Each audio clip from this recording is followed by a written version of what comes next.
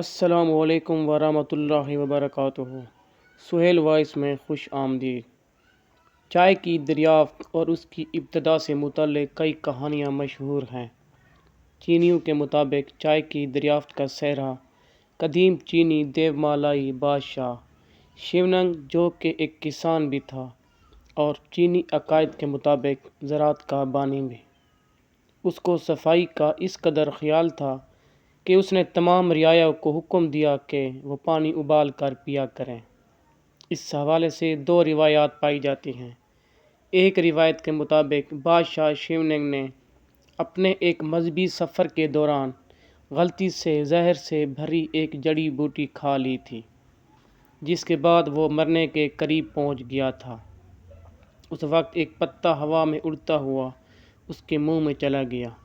Shaving نے اس پتے کو چبا لیا اور اسی پتے نے اسے مرنے سے بچا لیا۔ دوسری روایت کے مطابق ایک دن کسی جنگل میں بادشاہ کا پانی ابل رہا تھا کہ چند پتیاں ہوا سے اڑ کر دیگچی میں جا گریں۔ شیونگ نے جب یہ پانی پیا تو نہ صرف اسے ذائقہ پسند آیا بلکہ اسے پینے سے اس کے بدن میں چستی بھی آ گئی۔ بادشاہ نے سب کو حکم دیا کہ وہ بھی اسے آزمائیں۔ یوں یہ مشروب چین کے کونے کونے تک پھیل گیا۔ وہاں سے یہ چائے سیاحوں اور تاجروں کی مدد سے پوری دنیا میں پھیلی۔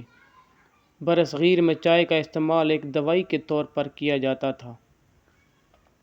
پانی میں چائے کی پتیاں ابال کر قہوہ بنایا جاتا تھا اور اسے پیا جاتا تھا۔ ایسٹ انڈیا کمپنی مشرق سے ہر قسم کی اجناس کی تجارت کی ذمہ دار تھی۔ اسے چائے کی پتی مہنگے داموں چین سے خریدنا پڑتی تھی اور وہاں سے لمبے سمندری راستے سے دنیا کے باقی حصوں کی ترسیل چائے کی قیمت میں مزید اضافہ کر دیتی تھی۔ یہی وجہ تھی کہ انگریز شدت سے چاہتے تھے کہ خود اپنی نو آبادی ہندوستان میں چائے اگانا شروع کر دیں تاکہ چین کا پتا ہی کھٹ جائے۔ اس منصوبے میں سب سے بڑی رکاوٹ یہ تھی کہ چائے کا پودا اگتا کیسے ہے اور اس سے چائے کیسے حاصل ہوتی ہے۔ سر توڑ کوششوں کے باوجود اس راز سے پردہ نہ اٹھ سکا تھا۔ یہی وجہ تھی کہ اب کمپنی نے رابرٹ فارچیون کو اس پرخطر جاسوسی مہم پر بھیجا تھا۔ اس مقصد کے لیے اسے چین کے ان علاقوں تک جانا تھا جہاں شاید مارکو پولو کے بعد کسی یورپی نے قدم نہیں رکھا تھا۔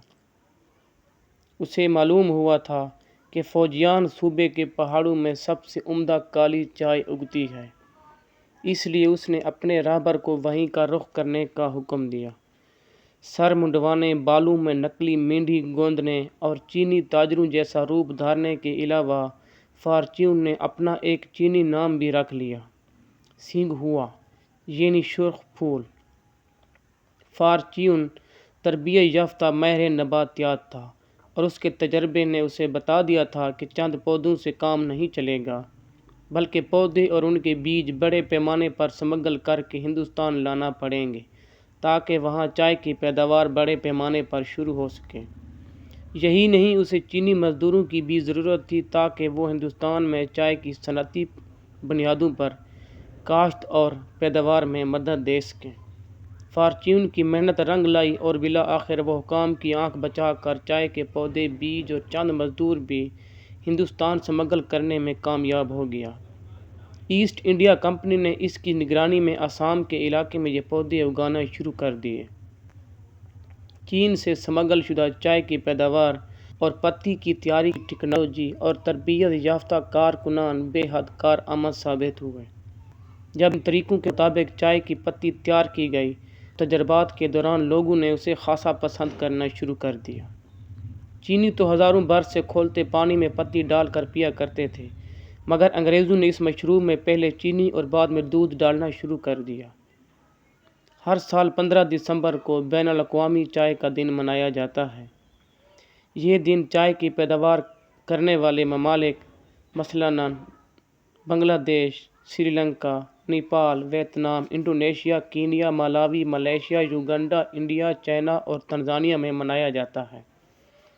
اس دن کو منانے کا مقصد دنیا بھر کے ممالک کی توجہ چائے اگانے والے اور چائے کے کھیتوں میں کام کرنے والے کارکنان پر